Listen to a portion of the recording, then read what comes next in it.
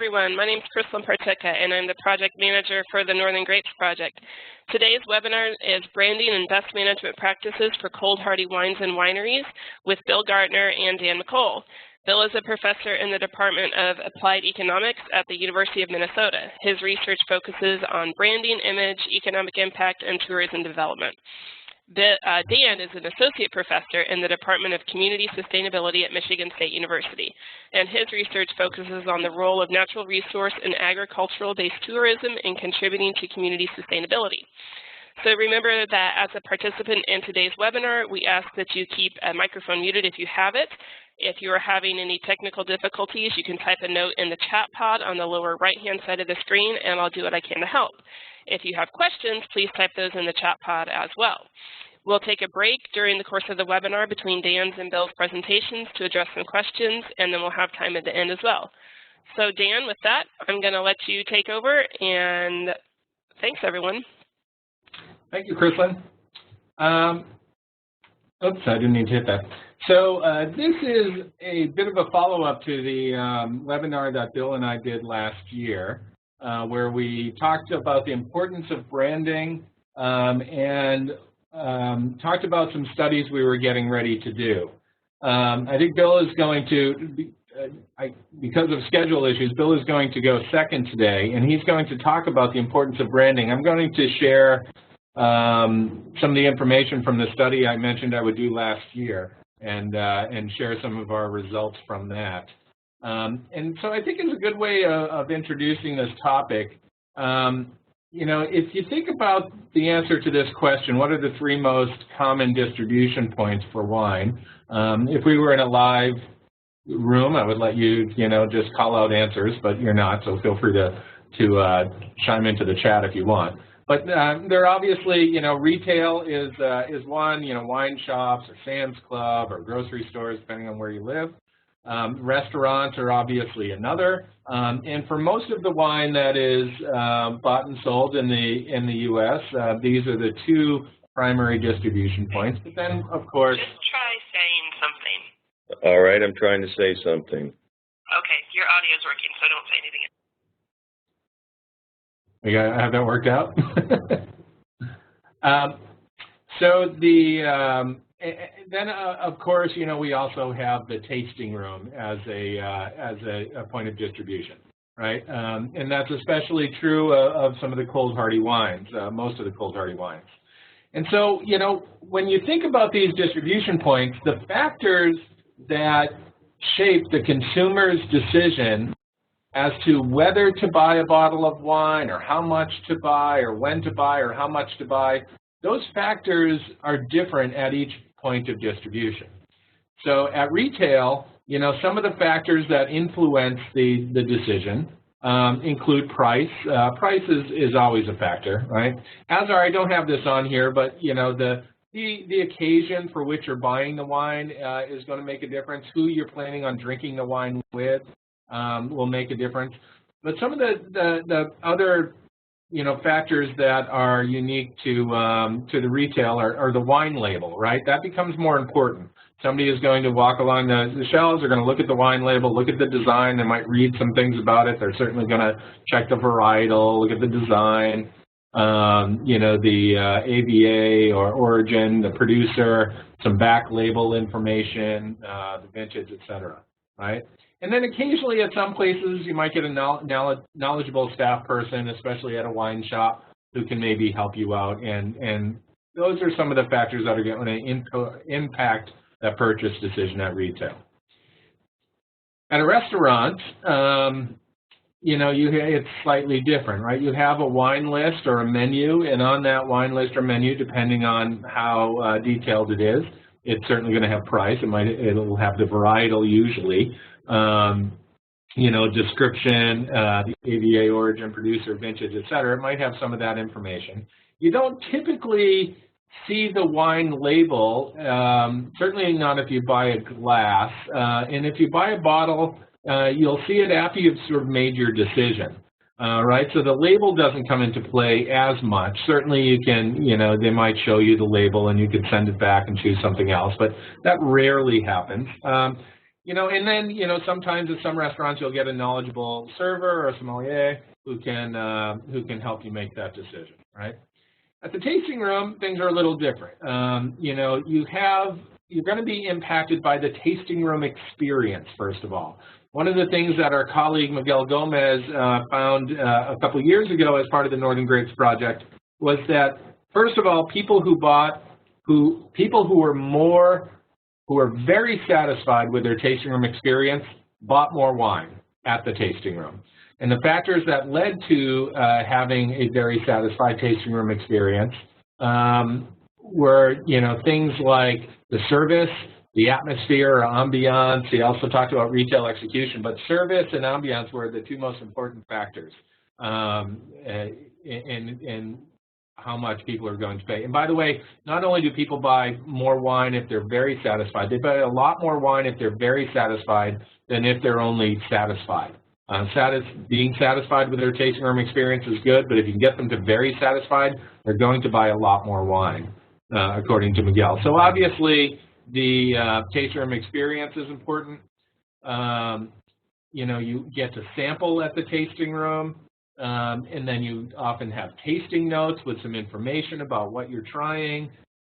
You oftentimes have the label. You can have the bottle in front of you. You can look at the label. And you have the tasting room staff there to talk to you about the wines. So, this sort of led to some questions we had, based on the fact that in the tasting room, there are more opportunities to share information about the wine compared to the other points of distribution. And this is especially valuable or important for cold hardy wineries because most of the cold hardy wine is sold at the wineries. And most of you who are with wineries, that's probably the case. Not all cases, but probably for many of you.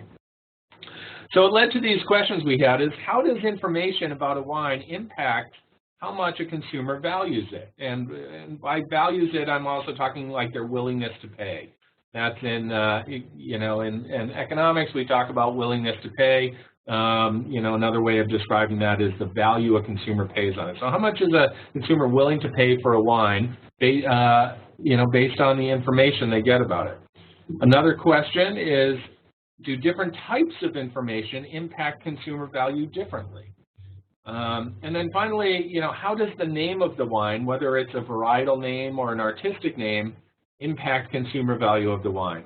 Again, here, this is following up again on Miguel Gomez's work where he talked about, he did some studies looking at varietal and artistic name, but this is a different approach we took to a similar question. So what we did, we went to wineries and, well, first of all, we focused on Marquette. Was a good example. We felt was a good wine to conduct these experiments with.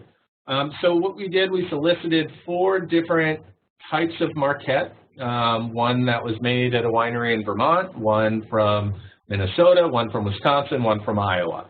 So we had 4 different versions of Marquette, and you can see them on the table here. And that is Crystal, smiling behind. She's a PhD student of mine. And in front of her, with black covers over them, there are 4 different Marquettes.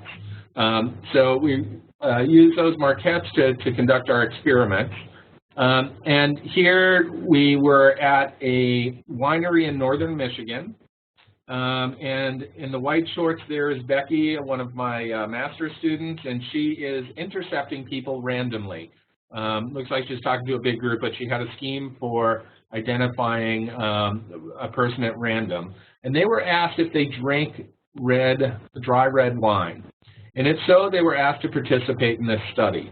Now, they were also, we gave them some instruction as to how the study would work. And it's a little complicated, so I'm going to try to explain it. But before I explain how this experiment worked, it's important to know that oftentimes willingness to pay studies ask people how much would they be willing to pay for something, right? How much would you be willing to pay for a wine like this? And that's fine, it's helpful. There are some more advanced techniques for doing this, something called stated preference choice method. It's something I've done in the past, where people are are presented with a couple different hypothetical wines, and they choose and hypothetical prices for those, and they choose the one they would prefer, and they do this repeatedly, and over time you can figure out what people are willing to pay from that. But there's a criticism. These methods are helpful, but there is a criticism to them, and that is that they're hypothetical. People don't have to put their money where their mouth is. And research has shown that people are more likely to say that the price that somebody says they're willing to pay isn't truly where they value it. And again, because they don't actually have to purchase it. So these experiments that we did were a form of non-hypothetical study. In other words, we used a process that I'm about to explain to you that helped to elicit the person's true value of the wine. And I'll explain how we did that, but essentially the key to it was they may actually have had to buy the wine depending on the price that they stated for it. So just keep that in mind, and I'm going to bring you through how this procedure worked. So you can see we have 4 wines with the 4 cups in front of them. They're all different versions of Marquette. People would, I'm hitting the wrong button. You can see here the wines in the cups again. And what we ask people to do is in the first, we would pour them a sample of the wine into the 4 cups, each of the 4 wines. And we would ask them to look at the wines and to smell the wines and observe them. Yes, you're absolutely right, Drew, about the plastic cups. This was something that was a limitation at the winery we were at. We could not use glass outside. It was a big disappointment. I agree. Somebody mentioned something in the comments about the plastic cups. So we would pour a sample into each of the cups and ask them to look and smell the wines and then rate them. So they would give it a rating on a scale of 0 to 10. And then they would also bid a price that they would be willing to pay for a bottle of that wine based on just look and smell. They had not tasted it. They didn't know anything about the wine other than they could see from the label it was called Marquette. That may or may not have meant anything to them. Okay. Then and so they would fill in, ratings. For one of the reds, they might have put $7 or rated on a scale of 1 to 10 at 7 and said they would be willing to pay $14. The next one, they might have said, yeah, I'd give it a rating of an 8 and I'd be willing to pay $16 for it, et cetera, et cetera. Then they were asked to taste the wine.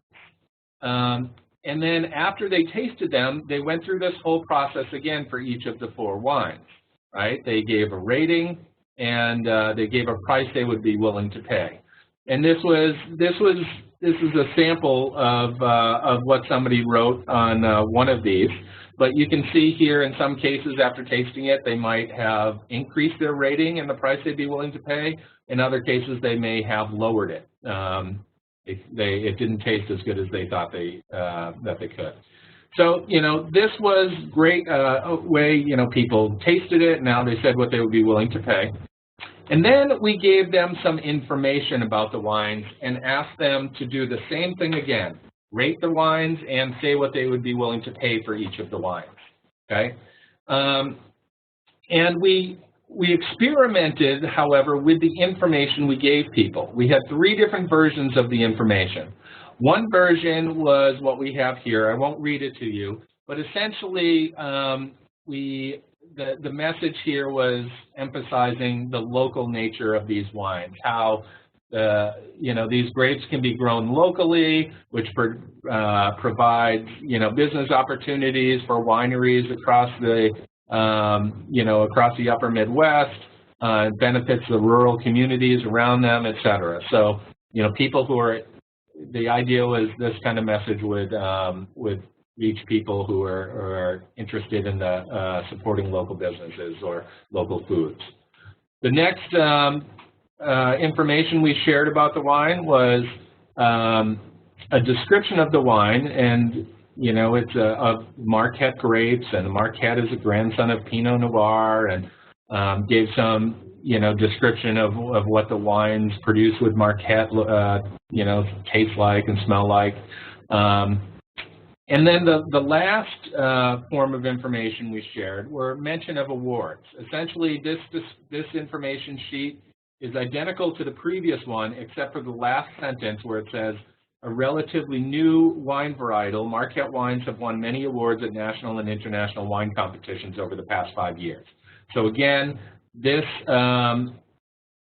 information sheet is identical to the previous one, except with the mention of awards. Now, we developed these information sheets by talking to wineries that produce and sell Marquette, and we asked them, what is your little spiel that you give to people about Marquette? And we did that with a number of wineries, and we figured out that these were the 3 primary messages that people were giving to people. Okay, so again, with our experiment, we had 147 people participate in this experiment. Some of them got the local message, some of them got the wine message, and some of them got the mention of the awards. And this information became a variable that we experimented with, so we could tell which ones would impact people's willingness to pay, if they would at all. So after they read the information about the wine, they bid and rated the wines once again. Okay, you have in some cases, just reading information didn't change people's willingness to pay for it or the value of it. In some cases, it did. It did for some wines and not for others. But looking at this information over a lot of people was very helpful. Okay, we could see, whether there was information increase their value of the wine or their willingness to pay for the wine. Now, in order to get them to give accurate numbers here, as I mentioned earlier, they had to be willing to put their money where their mouth is. And this is where the experiment gets a little bit complicated but sort of fun for people. Right? So after they had filled out this sheet with 12 different ratings, 3 ratings each of the 4 wines in 3 different rounds, the first one after look and smell, the second one after taste, the third one after reading some information. We selected one of these 12 bids by rolling a die, actually. It was by rolling a die, we were able to identify which one of these would be what we call the binding round. So let's say, for instance, that this second round bid, based on taste of Soaring Red, was the one that came up after rolling the dice. This circled price would now enter an auction against a bingo cage ball that has different prices, and I'll explain in a minute. So this price, this $16, would enter an auction with a bingo cage, against a bingo cage that has balls in it, and each ball has a different price ranging from $0 to $35 at 50-cent increments. So the person would spin the cage and pull out a ball at random, or a ball would be produced at random with a price on it. If the price that the person bid on their binding round, the one that was selected by the roll of the bingo cage price, then the person bought a bottle of wine. They had to buy it. This was one of the requirements of participating in the research, and we explained this to them in advance. If, however, the price that they said they would be willing to pay was less than the bingo ball, they would not get the wine. They would lose the opportunity to buy the wine, right? So this is just like an auction where you're bidding at an auction for a piece of art, only in this case you're bidding on a wine, and you're bidding in this case against a bingo cage instead of against other consumers. And the whole reason we do this is so that people reveal their actual willingness to pay, their actual value for the wine. Because if they bid too high, then they might end up paying more than they're willing to pay, more than they value the wine, if they outbid the bingo cage. If, on the other hand, they bid too low, then they lose an opportunity to purchase a wine that they liked. So Again, I know this is a complicated method, and I'd be happy to answer questions about it, but just know that the whole reason for it is to get people to reveal their true value, which doesn't always happen with asking people like on a survey. Okay? So here are our results. So first of all, the overall willingness to pay for the wines that people liked was $15.75. I say the wines that people liked because the reason we served 4 different wines was to increase the chance that they would like one of them, right? So we focused all of our data analysis on the one wine that people liked the most based on their ratings and the amount they said they'd be willing to pay for it. And of the wine that people liked the most, their overall willingness to pay for a bottle of it was $15.75, which is, kind of interesting in its own right, but it's more important in how that number changes with the information. So as we looked at the first question, does receiving information actually impact how people value the wines? And the answer is yes. Regardless of what type of information people got, their value of the wine increased by 60 cents after reading information about it. Again, it didn't matter which kind of information. Overall, if once they read information, they increased their bid by 60 cents on average. Okay. The description of the wines, the thing that said, that Marquette is the grandson of Pinot Noir and has, hints of berry and et cetera, it also increased consumers' value, but only by 4 cents. So essentially, that had very little impact. That message had very little impact on the consumer in changing their value of the wine. The local message increased their willingness to pay by 58 cents. So the local message is a message that's worth sharing with people. They did value that and were willing to pay 58 cents more on average for a bottle after learning that local message. And so finally, if you do some basic math here, you can imagine that the awards made a huge difference, right? So the people who read the information that said that Marquette wines have been well received and receiving many awards at competitions, those people increased their value of the wine by $1.15. So this is, quite, interesting information. I think, wineries have a limited amount of time and a limited amount of space, for instance, on a label or tasting notes to communicate information. They have a limited amount of time when people are paying attention and wanting to learn about the wine. So, understanding which types of, first of all, that information about the wine does increase people's value of it, and that different kinds of information increase it differently, I think is quite valuable. There's also a message in here about awards, enter wine competitions, right? That is, Tim, it looks like you wrote the same thing I was about to say. That is an important message from this. And the other thing to know is we didn't say that the wines that they had tasted won awards. We just said Marquettes in generally had been well received, and many of them had won awards. They didn't know if the wines they were tasting won awards.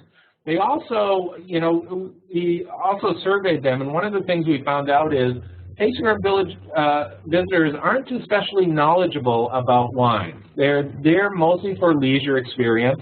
They're not real wine savvy, and so the chances of them knowing which wine competitions are most prestigious are pretty low. So that's kind of interesting. Okay. The other thing, the last question we had, we asked for about half the people. We gave the wines, we just called them Marquette, right? Those black labels, the photos you saw earlier said Marquette, and then actually had a little code there that meant nothing. It was just a way of differentiating them. For another half of the people, instead of writing Marquette on the label of the sleeve over the wine bottle, we gave it an artistic name, like Soaring Red or Creekside Red, something like that, just artistic names we came up with. And we wanted to see if there was a difference there. And indeed there was. It wasn't great though.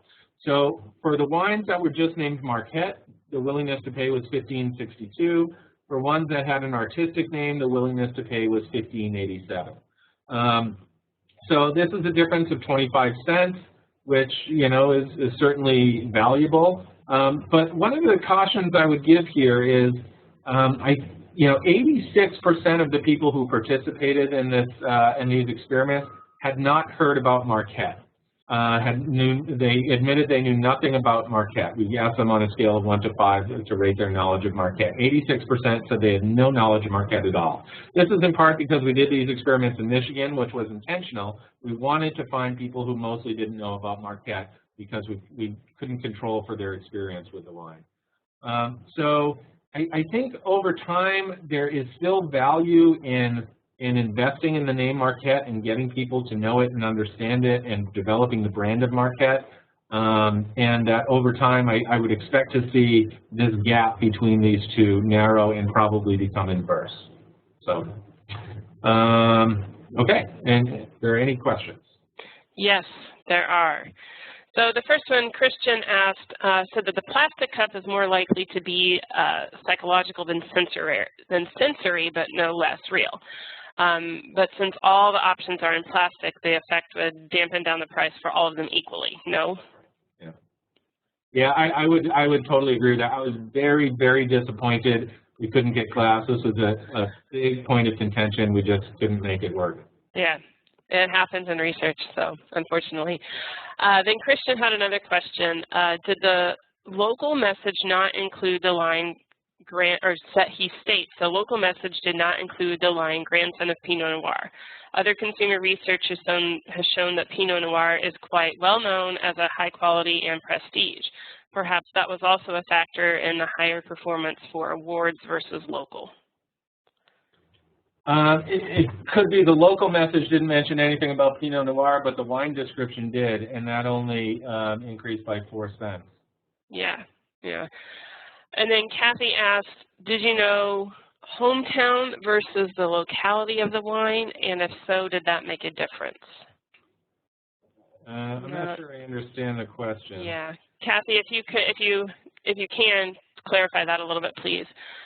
Stephen, if people were from the local area, the one thing we thought about this question, and because we wanted to conduct this for a number of reasons. We wanted to conduct this research in Michigan, mostly because we figured people there would have less experience with Marquette than, say, in Wisconsin, which was another area we were doing research in this summer. But in order to, there aren't a lot of producers of Marquette in Michigan, so we needed to get Marquette from around the state. So we couldn't lie to people and say they were local. We're just not allowed to do that. So we just weren't able to address this issue much. We do have other research that we haven't yet analyzed that is survey-based that might answer that question. We'll probably do that in another webinar. Okay, then Kathy did clarify if they were local people, for example, Chicago people in Michigan, or Yeah, we won't know from this, but we will know from our next study. Again, it's not an experiment like this. It's okay, so Kathy, we would know. Actually, Kathy, we might be able to analyze something. I'm thinking about this study. We do know where people came from. We do know if they were local or not. They might have assumed, we didn't tell them anything about the wines, and if they asked questions, we said we'll answer those kind of questions after the experiment, and people were okay with that. But they might have assumed that the wines were local, and so that might be interesting. If Michiganders did rate these differently, or did the local message make more of a difference to Michiganders and out-of-state people? And I believe we have that information on these people, so that might be a good way of looking at it. Thank you. Yeah, that would be. Then Stephen asked if there was any discernible difference between those who preferred one description over another. So, like, did millennials prefer the local over the awards and things like that? It's a really good question, and that's in our next level of analysis. So we really just finished doing these in December, and then it was a matter of cleaning the data. We've done initial analysis, but the analysis is going to be ongoing. So that is sort of our next level where we'll start getting into, what are some of the, sort of the econometrics of it. What are some other factors that impacted some of these differences? Okay, I think that age, gender, you know, location, as we just mentioned. yeah. All right, I think knowledge as well. Okay, I think we have addressed all the questions. So I know you have to get to class. So thank you for agreeing to do the webinar today, even though you have to get to class. So anyway, let's see here. I guess I will switch over. Bill, do you want to unmute your microphone and see if your audio is working? Okay, I've unmuted. Can you hear me? We can hear you. All right. I gave you control of the slides. So, Bill, I'll let you get started with your section of the webinar. And if you have questions for Bill, you can type them in the chat pod, and I'll keep track of them, and we'll answer those at the end. So thanks, Bill. And thanks, Dan. Thanks, Chrislyn. And also thanks, Dan, for the information. Before I get started on my presentation, I would like to remind everyone that our end of project survey is online right now. And if you haven't taken it, please do so. And if you know other growers, grape growers or wineries, then ask them to do it as well. It's important we get as much information as possible to get some accurate results of what's happened in the cold hardy wine industry and grape growing over the last 5 years. So with that plug done, I'll now get into talking a little bit about branding. And I'm going to talk a little bit more in general terms. Dan was talking about something very specific they did. We've also done a few specific studies, but our results are at this point still more universal. We haven't brought them down to specifics like Dan did yet with willingness to pay. But let's talk about how we go about branding for the cold hardy grape and wine industry. All right. When we did that initial study 5 years ago to look at baseline of our industry, we were told by the wineries that branding is their #1 priority. And of course, that means branding their own wines. Very few of you mention that branding of the cold hardy grapes that go into making your wines is important. And no one mentioned that branding of the region in which the grapes are grown and the wine is made was important. So with that in mind, we undertook 2 studies. One was in Hong Kong in 2014, and the other one was last summer at World of Wines Festival in Medford, Oregon. And we used one cold hardy grape wine that was white and one that was red, and we compared it to some traditional vinifera. I'll talk a little bit about some of those results in a minute. But first, let's talk a little bit about the dimensions of branding. And these are things that as you develop your own branding initiatives for your wines, please keep these dimensions in mind because they all fit together nicely. And if you work on them in unison, you'll be able to, 1, charge more for your wine and have greater volume of sales. Well, the first dimension, and I don't think it's a surprise to anybody, it's awareness. And once we get outside of the northern states, these cold hardy grapes are relatively unknown. But that appears to be changing slightly. And I've just read a story about a Marquette competition that took place in the state of Washington. And there are Marquette grapes being grown in the state of Washington now. So it appears that Marquette, at least that one particular cold hardy grape, is creating a buzz that is going beyond our region. And so that bears watching.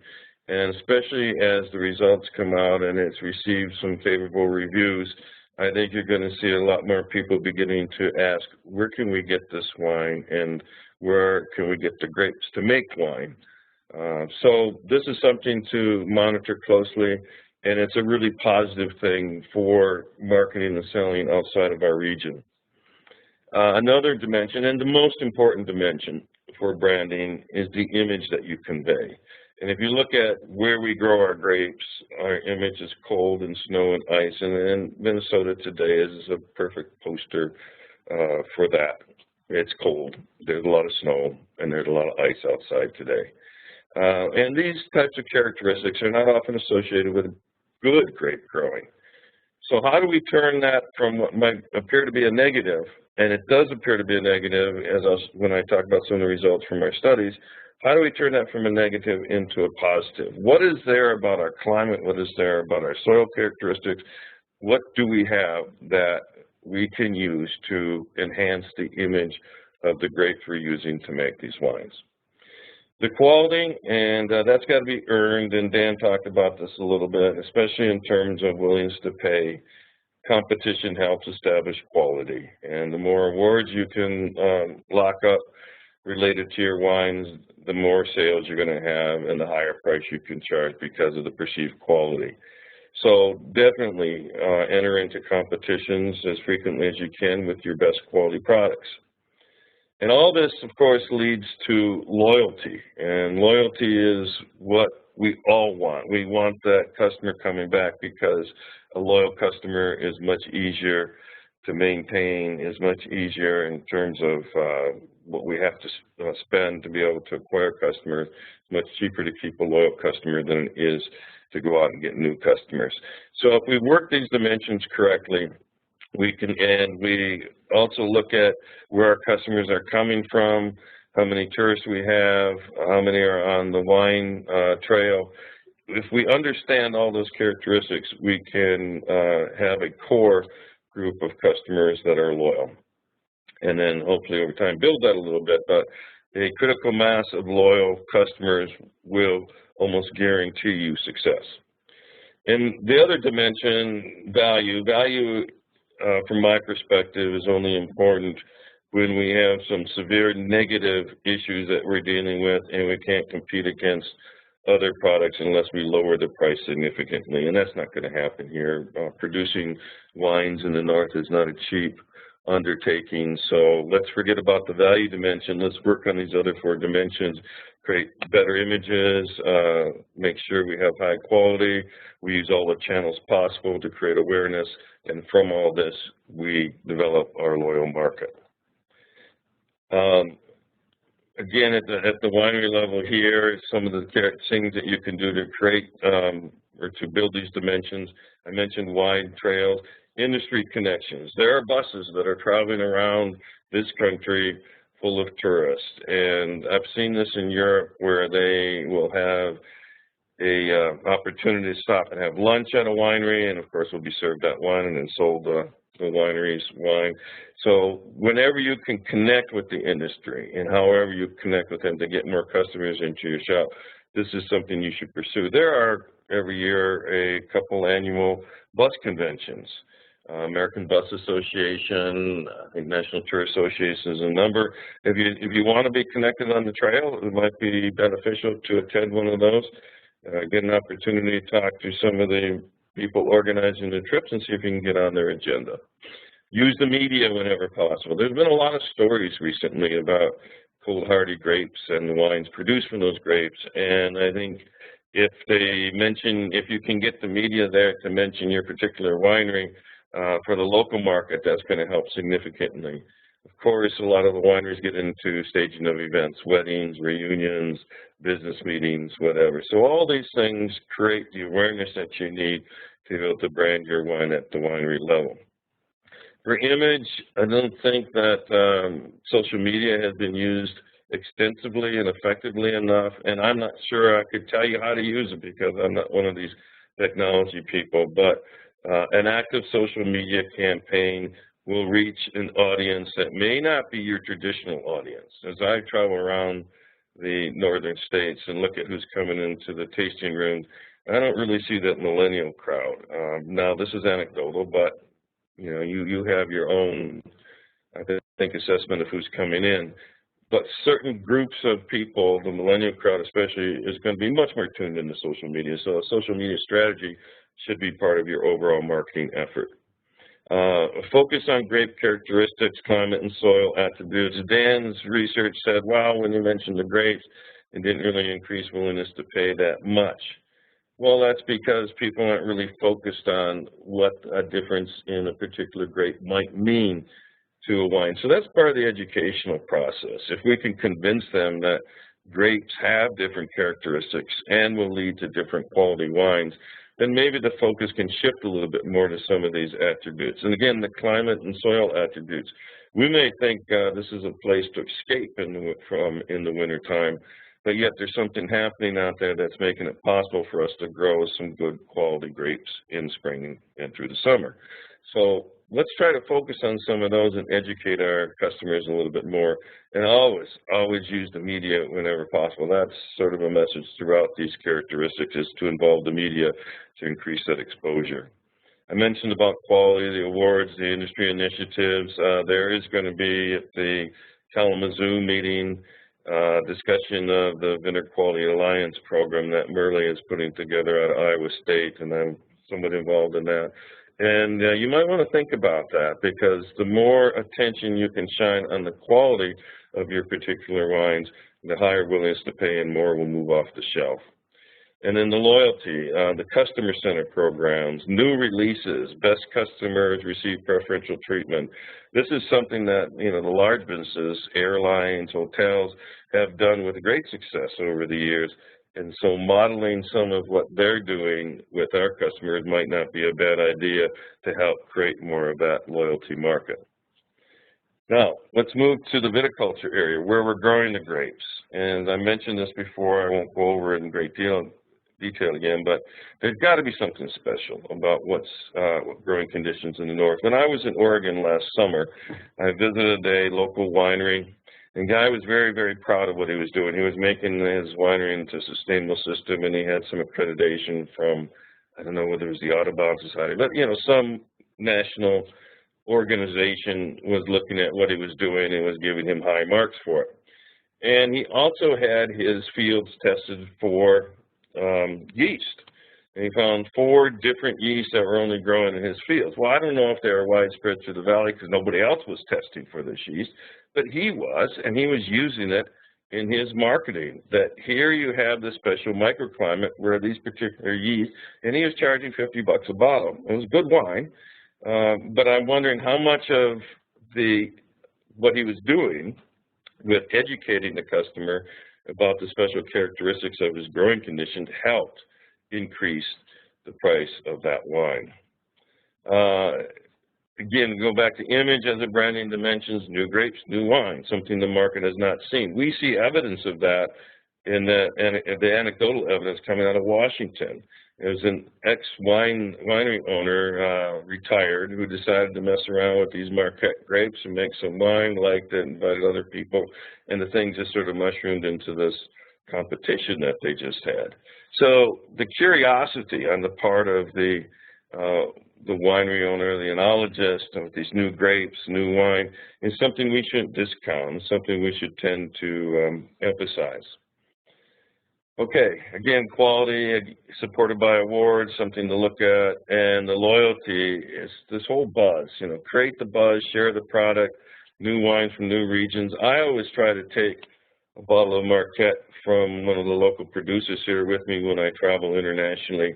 And I can tell you, again, this is anecdotal, but I can tell you that whether they're being nice to me or not, I don't know, I'm always getting good comments about it. And I don't think they're just being nice to me, because some of these comments come like 6 months after when they finally had a chance to drink the wine, and then they take the time and effort to share with me how much they enjoyed it. So there's something about what we're doing here that the world doesn't know about yet. So we've got to do something to help create this buzz. Okay, let's briefly look at some of the results from the branding study, and there's a lot more that needs to be analyzed. I've been on leave all last semester. I was on leave, and I didn't touch any of this stuff. But now that I'm back, I've hired a student. I'm in the process of hiring another student to dig into our results and come up with some concrete findings that we can share with the industry to help improve your bottom line. Okay, so what we did is we had a 5-star hotel in Hong Kong, Hotel Icon. We use a School of Hotel and Tourism Management, which operates out of that hotel, and we use them as a way of being able to have that as our venue and to use the customers of that hotel. In Oregon, it was the Worlds of Wine Festival, which was held last August, and they had mostly regional people from the area. So these are the people that were testing the wines that we offered to them. We had 3 treatments, and we had 200 blind. First in Hong Kong, we had 200 with the grape characteristics shared, and then 200 with the grape and region characteristics. We reversed that and flipped that those last 2 around for Oregon. So we could give them the region first and the grape later to see what the changes might be. I will tell you this, especially in the Oregon study, we had a red blend from Nebraska that was very well received, and there was a dinner I was invited out to one evening that was just winery owners. So these are people producing their own wine, and there were probably about 20 people at that dinner, and we actually conducted one of our blind taste studies at that event, and almost without fail, people were saying the Nebraska red, which they didn't know was from Nebraska, was the best red wine that we offered them. And then later on, when we were working with people who got information about where the grape, and where the grapes were grown and where the wine was made, we noticed that the same Nebraska red plummeted in terms of its ranking, mostly as soon as the state of origin was known. We noticed that also in Hong Kong. We had a wonderful white from Iowa, and it did very well, but then went down again as soon as they knew it was from Iowa. So we're sort of behind the 8 ball with the image of growing grapes and making good wine here in the northern states. And it may be a negative now, but as soon as we work and develop the awareness and get a few more awards and create the buzz, that's going to flip around from a negative to a positive. But at the moment, that's what we're dealing with, is a negative preconceived idea of where you can grow grapes and make good wine, and that does not include the northern states. Okay, I think I just went over some of this. They scored fairly well when tested blind, rated lower when grapes in region known. And one thing we did find out, because we did a little testing for willingness to pay, it was actually lower for unknown grape varieties. So when you throw a Cabernet out there, Merlot, it's known, and people can sort of relate to what the price should be.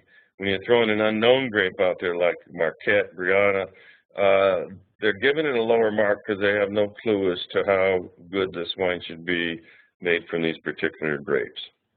And of course, as I mentioned, willingness to pay was quite a bit lower when the region was known. And there are a lot more results that, we haven't taken a look at yet. And now that I'm back and I've got these students, we're really going to get into this in much more detail. So before the end of the project, we'll be releasing a lot more findings from these studies. So what? All right, so what does all this mean? Well, if we're talking about making wines in the north, it's just going to remain a local product unless we do something with the awareness and image dimensions. And that may be okay. We've got a lot of small producers here, and they're pretty maxed out. And getting larger is going to mean some changes in terms of harvesting, going from human harvesting to machine harvesting. It's a lot of cost increase. It might mean expanding marketing efforts, and there's a lot more involved, and especially in terms of cost, if you want to get larger and you want to become an exporter of wines. So remaining a local product might be a really good thing for a lot of wineries that currently exist in the north. But yet, when we talk to winery owners, a number of them are talking about the future. And a number of you do want to get larger, and a number of you do want to have markets outside of the northern states. So for those of you who do, awareness and image are some of the first two that you tackle. And image, as I mentioned before, it's about where we're growing the grapes and making the wine. We need to find ways to turn that into a positive. Winning awards, which is part of the quality dimension, does help do that. But it's more than that. We just need to start looking at our northern states as not negative in terms of climate, but a positive in terms of what the climate can do for the grapes that we're growing here. The study results so far do reinforce the need for cooperative marketing efforts. And this is difficult. Everybody's worried about branding their wines and can understand that. But to make this a larger effort, people are going to have to get together, and whether there's some programs out there through USDA or states that will help us come up with some funding to organize these marketing efforts. We're just beginning to look at that. I'm not sure the answer to that yet. But I think to take that next step and move beyond just a very local focus and move to more of an international focus or more of a, say, regional or national focus, then a cooperative effort is almost necessary to be able to talk about the brand of the region of the northern states. Okay. So whatever the strategic marketing initiatives are, whether they're local for the particular winery or whether they're regional for a group of wineries, or even looking at beyond the regional borders, we need to enhance that image dimension. And keep in mind that branding, overall branding of what we're producing here is more than a focus on an individual producer. You can do very well as an individual producer with your own brand, but you are going to be limited then in terms of scope of your market. Some of you will find ways to market beyond the region, but to really enhance that, I want to go back again and reinforce the need to market the viticulture area, market the grapes, and make a cooperative effort out of this so that we've got a lot of people working together for the same common good. All right, I think I've finished and enough time to have some questions. All right, no real questions yet. So we do have a couple comments. I am going to go ahead and grab control of the slides back. First off, Drew had a couple of comments just saying that he thinks that high quality is key, that poor quality Midwest wines bring the whole industry down. And then he also followed up with a comment that we need to compete collaboratively. So just some things to think about there. Yeah, I would reinforce that. I mean, you can compete, but you can compete together, and that's probably the best option is always compete against your neighboring winery, but also at the same time work together to enlarge the market for all of you. Yeah, and then another poster commented about some new Tom Flocker varieties that are coming out. So that's always good to keep on top of for those of you who are have vineyards and wineries. So let's see here. I haven't seen any questions come in yet, so I'm going to go ahead and do the announcements for the end of the webinar, and if questions come in, we'll stop and get to them then. The first thing, like Bill mentioned at the start of his talk, we need your help. We really need you guys to please go take the Northern Grapes End of Project survey. It's very important that we get a good number of responses so we have good quality data. So please, please, please, please, please click on that link at the end of the webinar if you'd like and go take the survey, or if you need a little bit of time to pull together some information, because it is good to have some of your like acreages and production and all that kind of stuff handy when you're taking the survey. If you have not gotten an email with a link to that survey, please email me and I will make sure you get it. Bill, we did have a question come in. Do you have an example of a state that has assisted its wine region to develop cooperative marketing for its wine region? Oh, I don't have a really good example for you. I think there have been some efforts done through the state wine associations. Michigan might be a good place to talk. I think Linda's leaving, but there's going to be a new director, and to talk to them about what they've done. But I don't know the specifics of what some of the states have done, and I really haven't seen a major effort organized yet. So I guess my answer to that is not a lot, except Tim is telling me New York has had programs since 1985. But they've done a very good job selling Concord grapes, I understand. That was tongue-in-cheek, Tim. And then it looks like we have a group of people from the Finger Lakes Community College Viticulture Center joining this webinar, so that's cool, probably some students. And they ask if you see individual states in the Northeast marketing themselves as a premier cool climate wine producing region, or should the entire Northeast region be marketed together as a region? That's a really good question, and I think if you have an opportunity to cooperate in a small region like just the northeastern states, go ahead and do it. Because if you're going to wait around for all the northern states to get their act together, you may be waiting for a long time. So if opportunities present themselves to you with one state, 2 states, 3 states getting together, move on it, and I think you'll find some success. Yeah. All right.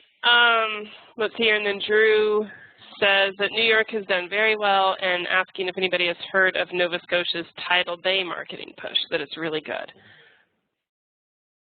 I have not. So I don't know if anybody else has. All right, so let's see here.